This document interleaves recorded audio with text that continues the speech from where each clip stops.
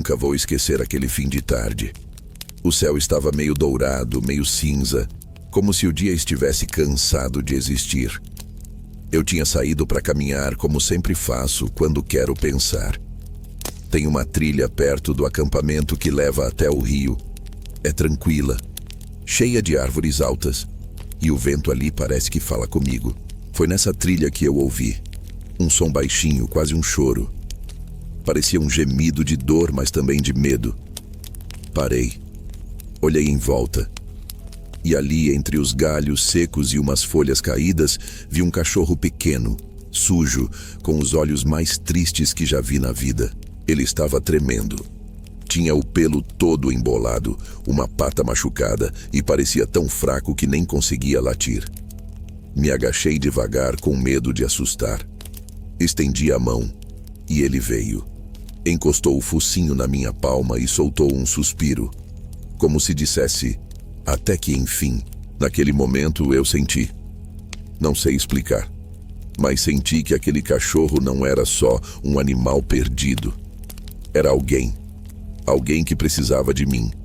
Levei ele pro acampamento, arrumei um cantinho com uns panos velhos, dei água, comida e tratei da pata com umas ervas que aprendi a usar com minha mãe. Ele dormiu a noite inteira, como se finalmente tivesse encontrado paz. No dia seguinte, dei um nome para ele. Pingo. Porque ele era pequeno. Tão pequeno que cabia no meu colo como se tivesse nascido para estar ali.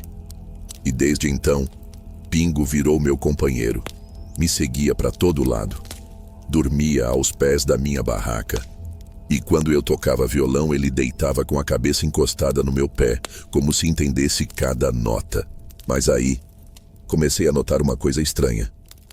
Toda madrugada, Pingo sumia. Ia embora sem fazer barulho. E voltava ao amanhecer, com o pelo molhado e os olhos meio assustados. No começo achei que era coisa de cachorro, mas depois aquilo começou a me incomodar. Tinha algo ali, algo que eu não entendia. Então decidi seguir ele. Na próxima madrugada fiquei acordado. Esperei ele sair e fui atrás. O que eu descobri naquela noite mudou tudo. Naquela noite eu não dormi.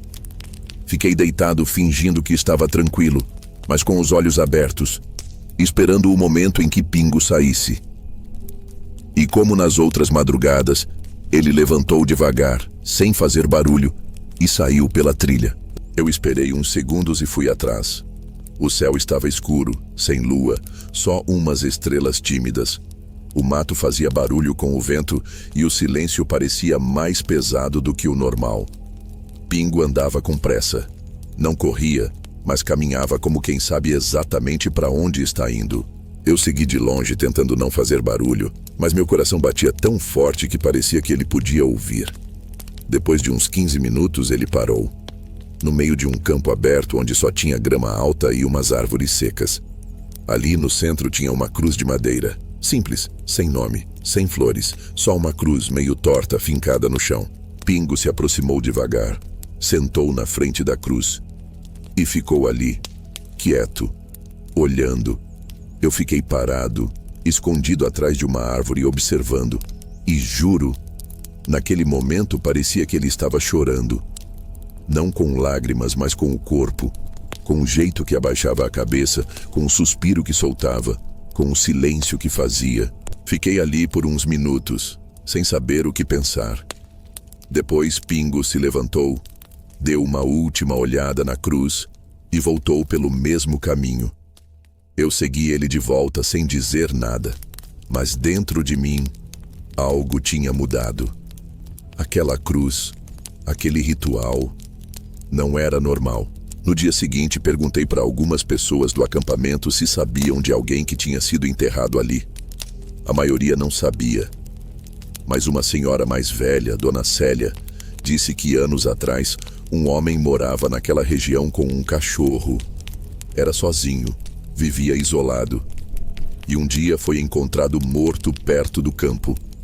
O cachorro ficou ao lado do corpo até que alguém o levou embora. Depois disso, ninguém mais viu o animal. Na hora, meu coração apertou. Será que Pingo era aquele cachorro? Passei o dia pensando nisso. E à noite contei tudo para minha mãe. Ela é sensitiva. Sempre teve uma conexão com coisas que a gente não entende. Ela ouviu tudo em silêncio. Depois olhou para mim e disse: acende uma vela lá, pede luz para a alma dele. Talvez seja isso que o Pingo está esperando. No dia seguinte fui até a cruz com uma vela. Acendi. Fiquei ali em silêncio com Pingo ao meu lado.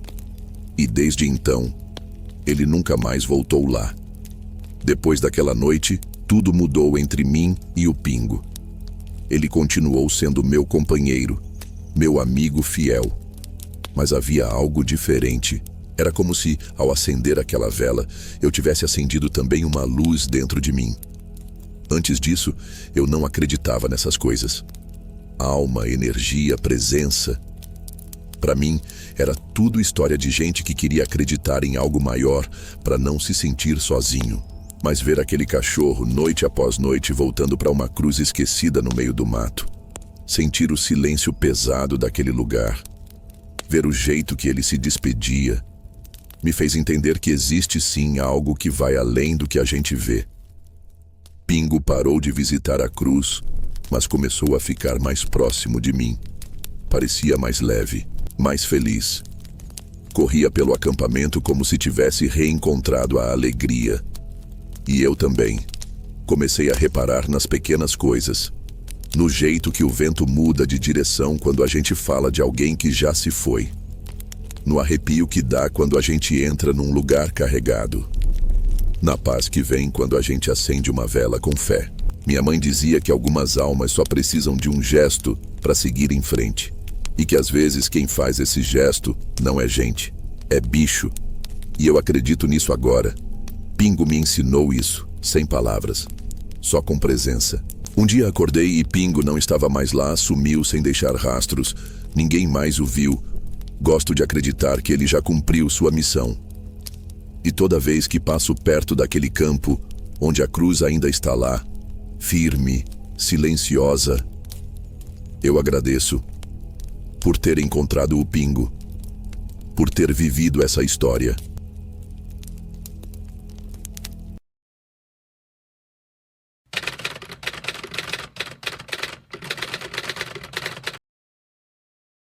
Meu nome é Luli. Sou cigano, nascido em estrada de terra e criado sob lona vermelha. Hoje sou velho, mas ainda carrego na memória histórias que ninguém mais lembra. Histórias que não estão em livro, nem em jornal. Estão no vento. E o vento nunca esquece. Naquele tempo, nosso acampamento estava montado às margens do Rio São Francisco. Era um lugar bonito, tranquilo, com árvores altas e chão firme. A gente vivia como sempre viveu, com respeito à terra, à música, à família. Minha rotina era simples. Acordava cedo antes do sol, com o cheiro do café feito no fogareiro. Os jovens já estavam de pé, preparando os cavalos, ajeitando as barracas. As mulheres lavavam roupa no rio, cantando baixinho. E eu, com meu caderno de couro e minha faca de cabo gasto, fazia o que sempre fiz. Observava, porque cigano velho não se mete, percebe? E foi numa dessas manhãs que notei Carmen, moça nova, de fala mansa, que tinha dado à luz fazia pouco tempo. O bebê era pequeno, mas parecia saudável. Ela andava com ele no colo, coberto por um pano vermelho, sempre cantando uma cantiga que ninguém conhecia.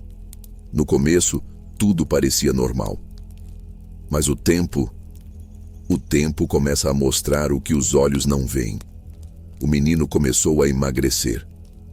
Não era coisa de um dia, era aos poucos. A pele dele foi ficando fina, os olhos fundos, e o choro já não tinha força. Carmen dizia que ele mamava bem, que o leite dela era forte, mas o menino murchava. E aí o silêncio começou a crescer no acampamento.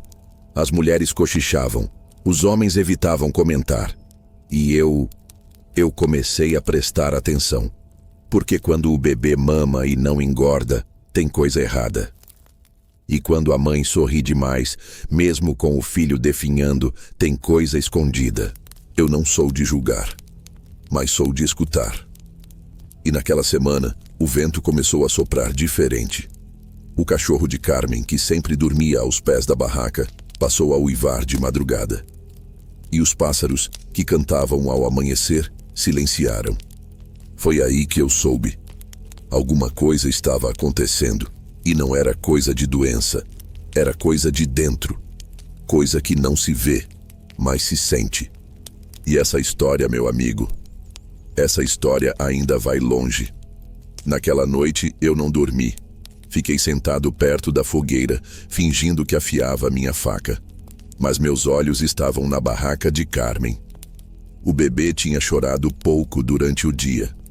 Parecia cansado, como se o próprio choro já fosse esforço demais. E Carmen sorria. Sorria como quem tenta convencer o mundo de que tudo está bem. Mas o mundo não se convence fácil. Principalmente o mundo cigano. Esperei o acampamento silenciar. As vozes foram sumindo, os passos cessaram, e só o vento ficou. Um vento morno que soprava como se quisesse contar segredo. Foi por volta da meia-noite que eu vi. A lona da barraca de Carmen se mexeu, não com o vento, com algo mais. Me aproximei devagar, sem fazer barulho. O cachorro dela estava acordado, mas não rosnava, só olhava, com aqueles olhos que não entendem, mas sentem. Encostei o ouvido na lona e ouvi um som estranho. Não era choro, não era voz. Era um som úmido, como de sucção. Meu coração bateu forte. Levantei a lona com cuidado, só um pouquinho, só para ver. E vi. Carmen dormia profundamente, como se tivesse tomado chá de raiz forte. O bebê estava ao lado, imóvel, e entre os dois havia uma cobra. Não era grande, era fina, escura, com olhos que brilhavam no escuro. Ela estava com a boca no seio de Carmen, sugando como quem sabe o que quer. E a ponta da cauda estava na boca do bebê. Fiquei paralisado. Não sabia se gritava, se corria, se rezava. A cobra parecia calma, como se aquela fosse sua rotina, como se aquele leite fosse dela por direito. Fechei a lona devagar, voltei para minha barraca, mas não dormi. Na manhã seguinte, Carmen acordou sorrindo. Disse que o bebê tinha dormido bem, mas ele estava mais fraco, mais pálido, mais perto do silêncio, e eu sabia, aquilo não podia continuar. Mas como contar? Como dizer a uma mãe que uma cobra vem todas as noites sugar seu leite e enganar seu filho? Como enfrentar? No dia seguinte eu não falei nada. Não podia. Porque no acampamento a palavra tem peso. E uma acusação sem prova vira maldição. Mas eu sabia que precisava agir. O bebê não ia resistir por muito tempo. E Carmen estava presa num sono que não era dela. Fui até o velho Josias, o mais antigo entre nós, homem de poucas palavras e muitos olhos. Contei o que vi. Sem exagero, sem invenção. Ele me ouviu em silêncio. Depois pegou um saquinho de couro e me entregou. Dentro havia um punhado de folhas secas e um fio de cabelo trançado. "Queima isso perto da barraca", ele disse. "Se for verdade, o vento vai mostrar." Naquela noite, esperei todos dormirem. Fui até a barraca de Carmen. O cachorro me olhou, mas não latiu, como se soubesse que eu vinha em paz. Acendi as folhas. O cheiro era forte, amargo, como de raiz que não quer ser tocada. O vento soprou, e a lona da barraca se mexeu. Olhei por uma fresta, e lá estava ela, a cobra. Mas dessa vez, algo era diferente. Ela não parecia só uma cobra. Seus olhos tinham forma de olhar humano. E sua pele parecia pulsar. Carmen dormia, o bebê estava imóvel, e a cobra sugava, como quem se alimenta de vida. Foi aí que o vento falou. A chama das folhas cresceu como se tivesse raiva, e a cobra se virou. Me viu, não fugiu, não atacou, só me olhou, e naquele olhar eu entendi. Ela não era só cobra, era coisa antiga, coisa que vem quando a alma está aberta demais, coisa que se alimenta de dor, de cansaço, de silêncio. Fechei a lona, voltei para minha barraca e chorei, porque às vezes a verdade dói mais que a mentira. E nem sempre a gente está pronto para enfrentar o que mora no escuro. Na manhã seguinte, o acampamento acordou diferente.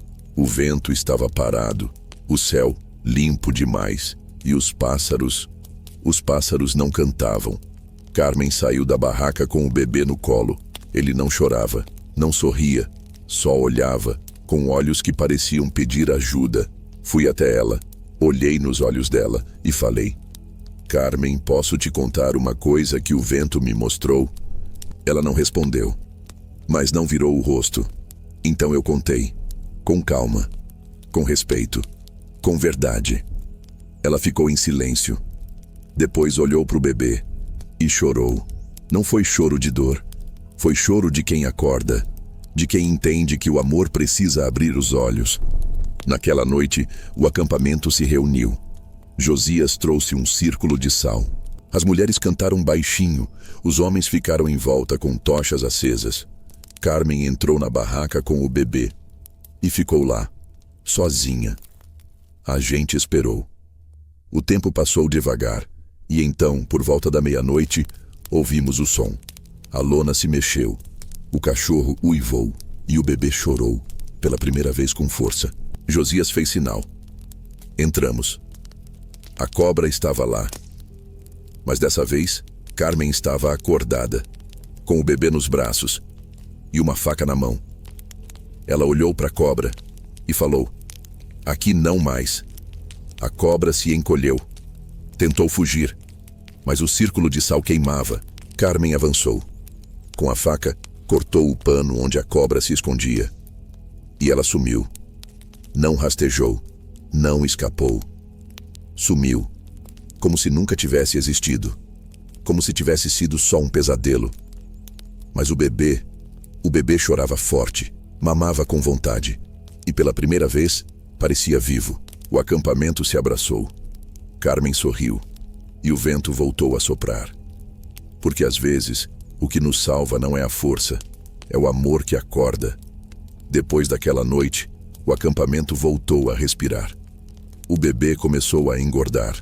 Carmen dormia melhor. E o cachorro que antes uivava voltou a dormir em paz. Mas eu ainda tinha perguntas. Porque no mundo cigano, nada acontece por acaso. E quando o vento traz uma história, é porque ela tem raiz. Fui conversar com Dona Lídia, uma senhora que viveu mais do que todos nós. Ela não falava muito, mas sabia escutar o tempo. Contei o que vimos. Ela ficou quieta. Depois foi até uma caixa de madeira e tirou um caderno antigo, com páginas amareladas. Isso já aconteceu antes, ela disse. Não igual, mas parecido. O caderno falava de uma mulher que, muitos anos atrás, também teve um bebê que definhava.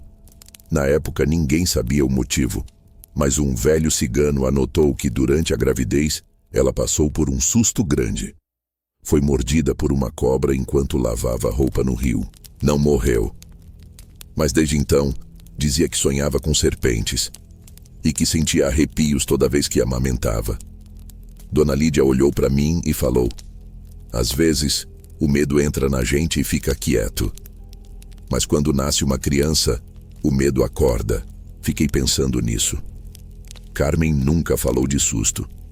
Mas dias antes de dar à luz, ela tinha se perdido na mata por algumas horas. Disse que caiu, machucou o pé e foi ajudada por um homem que ninguém mais viu. Talvez tenha sido só isso. Talvez não. Mas o que importa é que, depois daquela noite, a cobra nunca mais apareceu. E o bebê cresceu forte, com olhos vivos e sorriso fácil. Carmen nunca mais falou sobre o que viu. Mas às vezes, quando o vento sopra mais forte, ela segura o filho com mais firmeza. Como quem sabe que o amor precisa estar sempre alerta. Porque no fim, o mistério não é o que a gente vê. É o que a gente sente e escolhe enfrentar.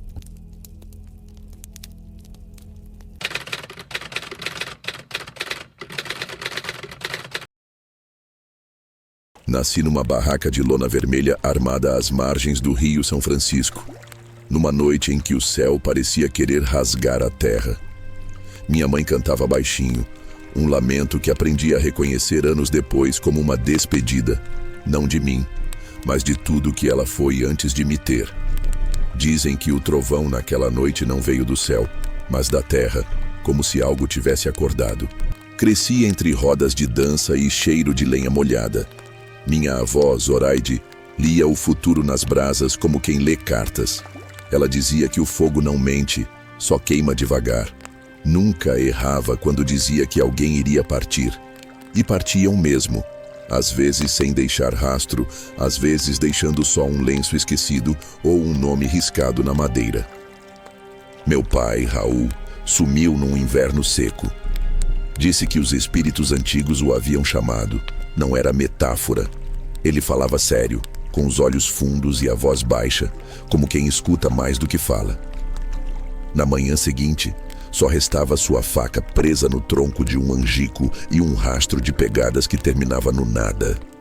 A polícia veio, olhou, anotou, foi embora. Homem feito, se quis ir, foi, disseram. Mas minha avó queimou sal grosso por 3 noites seguidas. Na noite da fogueira, quando todos se reuniram para celebrar os que partiram, algo mudou. As brasas começaram a formar desenhos que ninguém conseguia explicar. Uma espiral, depois um cavalo, depois um rosto que parecia o do meu pai, mas mais velho. A música parou. Clara, que dançava com moedas no lenço, caiu no chão como se tivesse sido empurrada por um vento que ninguém sentiu. Diogo, o domador de cavalos, disse que ouviu um assobio vindo do mato, mas não havia ninguém lá. Eu fiquei parado, olhando as brasas, e vi. Não com os olhos, mas com aquela parte da alma que a gente aprende a calar. Vi meu pai, ou algo que lembrava ele parado do outro lado do fogo. Não falou nada, só olhou. E o fogo fez um estalo seco como madeira rachando. Depois, tudo voltou ao normal. Clara se levantou, a música recomeçou e ninguém mais falou sobre aquilo. Mas naquela noite, quando fui dormir, o vento entrou pela lona da barraca e sussurrou meu nome. 3 vezes. Como ele fazia quando queria que eu acordasse cedo para pescar. Desde então, toda vez que o vento sopra forte, eu escuto. E fico esperando, porque talvez ele não tenha partido, talvez tenha se transformado, ou talvez seja só o vento mesmo. Mas minha avó dizia, o que é só vento não chama pelo nome. Depois daquela noite comecei a prestar atenção nas coisas que antes passavam batidas. O jeito como Clara evitava dançar perto do fogo, como Diogo parou de assobiar para os cavalos e passou a usar um chicote, dizendo que os bichos estavam nervosos demais. E minha avó, que sempre dormia cedo, passou a ficar acordada até tarde, mexendo nas brasas como se procurasse algo que não queria encontrar. Eu também comecei a ouvir coisas. Não vozes exatamente, mas sons que pareciam querer dizer alguma coisa. Um estalo na madeira, um assobio longe, um sussurro que vinha com o vento. Podia ser só paranoia, podia ser saudade. Mas toda vez que eu tentava ignorar, algo acontecia. Uma vela apagava sozinha, um cavalo se soltava, uma criança chorava sem motivo. Eu também comecei a ouvir coisas. Não vozes exatamente, mas sons que pareciam querer dizer alguma coisa. Um estalo na madeira, um assobio longe, um sussurro que vinha com o vento. Podia ser só paranoia, podia ser saudade. Mas toda vez que eu tentava ignorar, algo acontecia. Uma vela apagava sozinha, um cavalo se soltava, uma criança chorava sem motivo. Uma tarde fui até o angico onde meu pai deixou a faca. A árvore estava seca, como se tivesse sido queimada por dentro. Toquei o tronco e senti um calor estranho, mesmo com o sol já baixo. Cavei ali perto sem saber o que procurava. Encontrei um pedaço de pano, enrolado em algo que parecia um amuleto. Era feito de couro, com símbolos riscados à mão. Levei para minha avó. Ela olhou, empalideceu e disse apenas: "Isso não devia estar aqui." Ela queimou o amuleto naquela mesma noite. O fogo fez um som agudo, como se estivesse gritando. Os mais velhos disseram que era só o couro estalando, mas ninguém ficou perto da fogueira depois disso. Clara teve febre por 3 dias. Diogo foi embora sem avisar e minha avó começou a esquecer nomes, inclusive o meu às vezes. Comecei a escrever tudo, não para entender, mas para lembrar, porque as coisas estavam mudando e eu tinha medo de esquecer o que era verdade e o que era só história. E foi escrevendo que percebi. Tudo começou com o desaparecimento do meu pai. Não porque ele se foi, mas porque ninguém quis saber por quê. A polícia não investigou, o clã não perguntou, e minha mãe nunca mais falou o nome dele. Uma noite fui até o rio, o mesmo onde ele costumava pescar. Sentei na margem e esperei. O vento veio forte como sempre e trouxe um cheiro de fumaça, mesmo sem fogueira por perto. Ouvi um assobio, igual ao dele, mas não havia ninguém, só o rio correndo como sempre, e eu ali, tentando decidir se aquilo era lembrança ou aviso. Voltei para casa com a sensação de que algo estava por acontecer, não algo sobrenatural, mas algo que vinha se formando há anos, nas ausências, nos silêncios, nas brasas. E talvez fosse só isso, o peso de tudo que não foi dito, ou talvez fosse o vento chamando de novo. Mas como minha avó dizia, o que é só vento não deixa marca no chão. Foi numa manhã de agosto que tudo começou a se alinhar. Clara apareceu na porta de casa com os olhos fundos e um envelope amassado nas mãos. Disse que encontrou entre os papéis do pai dela, que morreu no mês anterior. O nome do meu pai estava escrito no canto, com uma data, 12 de março de 1998, o dia em que ele desapareceu. Dentro havia uma foto. Meu pai sentado ao lado de 2 homens que eu não conhecia. Estavam em frente a uma caminhonete velha, com caixas de madeira ao fundo. Atrás, uma placa meio apagada. Fazenda São Bento. Nunca ouvimos falar. Mas Clara disse que ficava a 2 horas dali, numa estrada que ninguém mais usava. Fui sozinho. Levei o caderno onde escrevia tudo como se fosse um escudo. A estrada era de terra, cercada por eucaliptos altos demais. A fazenda estava abandonada, mas ainda de pé. Entrei pela lateral, onde o mato não crescia, como se alguém ainda passasse por ali. No galpão encontrei mais caixas, iguais às da foto. Dentro, papéis velhos, recibos, mapas e um caderno igual ao meu, mas escrito por outra mão. Era do meu pai. As primeiras páginas falavam de dívidas, de negócios com gente que não queria aparecer. Mas depois o tom mudava. Ele falava de medo, de ameaças, de um acordo que não podia quebrar. A última página dizia: se alguém encontrar isso, saiba que não fui embora. Fui silenciado. Mas não por fantasmas, por homens, por escolhas, por silêncio. Voltei para casa com o caderno apertado no peito. Minha avó olhou, não disse nada. Só acendeu a fogueira como fazia nos dias de luto. Clara chorou. E eu escrevi tudo, porque agora eu sabia. O mistério não era sobre o que aconteceu. Era sobre por que ninguém quis saber. Meu pai se envolveu com gente perigosa. Tentou sair, foi apagado. E todos preferiram o silêncio. Porque era mais fácil acreditar que ele se perdeu no mato, que foi levado pelo vento, que virou história. Mas ele virou aviso. Um lembrete de que o real pode ser mais cruel que qualquer lenda. Meu pai não desapareceu. Foi apagado por um sistema que engole quem tenta sair. E o silêncio da comunidade foi a forma mais eficiente de manter tudo como estava. Porque às vezes, o mistério é só o nome que damos ao medo de encarar a verdade. Hoje o galpão da Fazenda São Bento não existe mais. Foi demolido por ordem da prefeitura, depois que denunciei o terreno como ponto de descarte ilegal. Ninguém contestou. Ninguém apareceu. Como se todos soubessem, mas preferissem esquecer. O caderno do meu pai está guardado numa caixa de madeira junto com o meu. Não mostrei para ninguém além de Clara. Ela leu em silêncio, depois me disse: agora você sabe.